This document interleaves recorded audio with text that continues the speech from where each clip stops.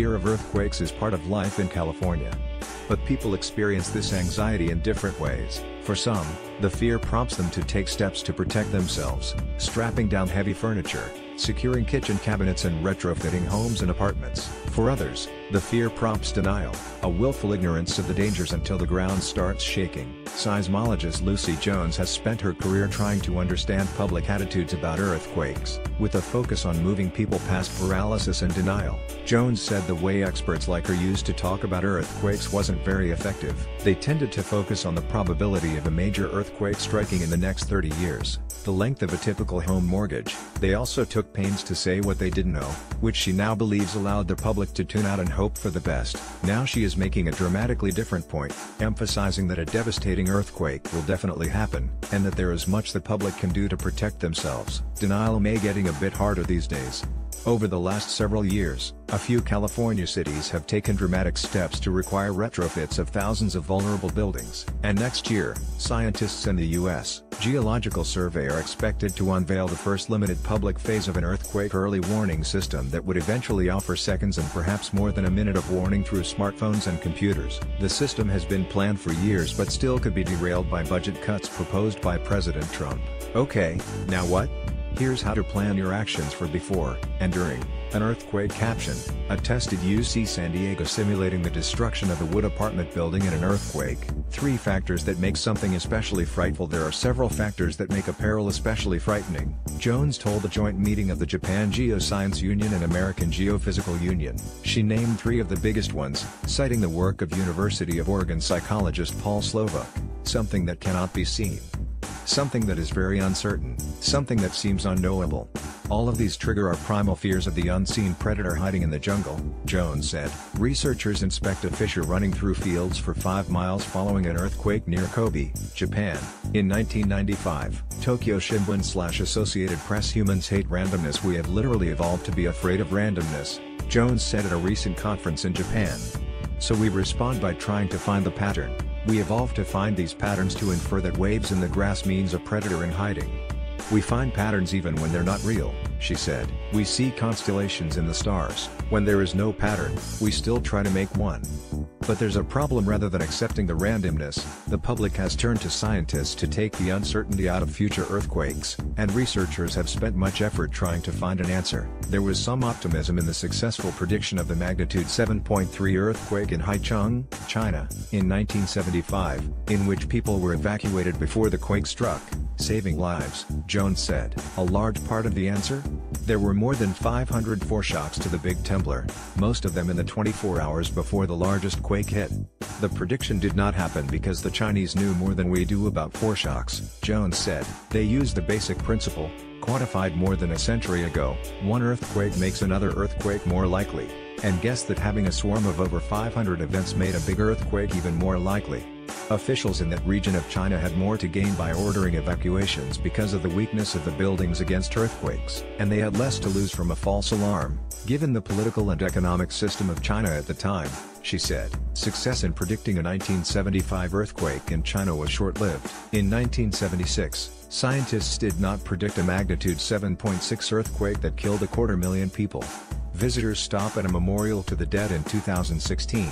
European press photo agency. It wasn't repeatable, but the great guess of 1975 wasn't repeated when California scientists tried to do the same thing in the central part of the state. Scientists in California were so convinced of a seemingly logical pattern of earthquakes in the Monterey County town of Parkfield that they projected a 95% chance of another magnitude 6 earthquake happening between 1988 and 1993. The scientists were wrong. It would be until 2004 before the quake hit.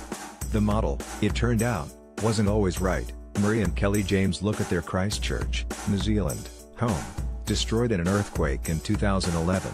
Mark Baker, Associated Press, telling us the future probability of a quake wasn't making us safer, and therein lies the great problem of being so obsessed with when the next big earthquake will come. It wasn't making us safer. Publicizing the odds of a devastating earthquake in the next 30 years just didn't translate well to the public. Cities up and down California were doing little, if anything, about ordering vulnerable buildings to be strengthened or demolished before they collapsed in a future earthquake. Psychologists tell us that uncertain things are more frightening. Something that is frightening and uncertain is something we would like to ignore, Jones said. So what could be done? a home in Fillmore, California, nearly 6 months after the 1994 Northridge earthquake. Joe Pugliese, Los Angeles Times, changing the question instead of asking themselves, what does society want from us? Scientists began considering a separate question, what does society need from us? So, in the case of earthquakes, Jones shifted the answer. Seismologist Lucy Jones stands on the San Andreas Fault on May 3.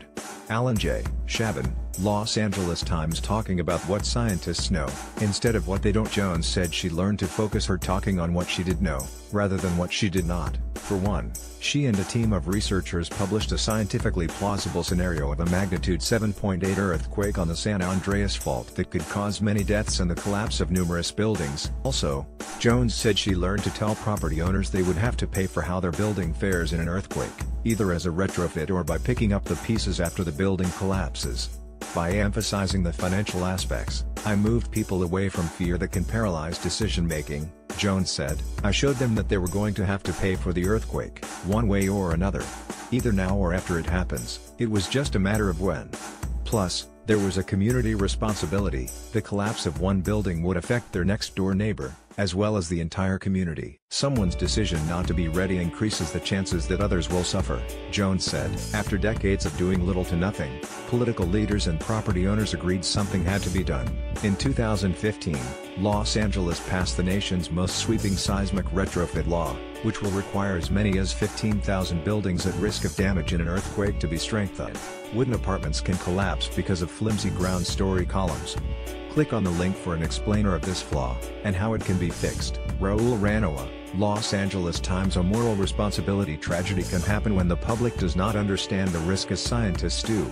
Jones recalled a previous trip to a devastated area of Japan washed away by a tsunami after the magnitude 9 earthquake off the nation's east coast in 2011. Communities there endured a death toll as high as 10% of the population, she said. She remembered being taken to Otsuchi, where the city hall sat behind a 20-foot seawall. Experts had forecast a 16-foot tsunami from the quake. The city leaders ignored protocol that said to move to higher ground and conducted their emergency meeting in the city hall. When the tsunami poured over the seawall, they lost over 1,000 people, including most of their city government, Jones said. The woman who gave me the tour asked me to begin by entering this shrine, constructed in front of the city hall, and to pray for the victims, because, as she said, we need to remember why we are doing this, Jones said. I want us to remember the victims. Remember that society wants our help, needs our help, to save people's lives and their livelihoods, she told her fellow scientists. I'm saying that, as a scientific community, I believe we should, as a moral duty, be fostering the creation of information that can be used to make a safer society. Get ready for a major earthquake. What to do before and during. A big one. Ron.Lin at latimes.com. Twitter, @RonLin. Also, after years of planning, California is likely to roll out its earthquake warning system next year. Earthquake denial gets a lot harder when you stand on top of the San Andreas Fault. Many LA County courthouses are seismically unsafe. Study finds updates: 4:30 p.m. This story article has been updates with information on President Trump's budget proposal. This article was originally published May 24.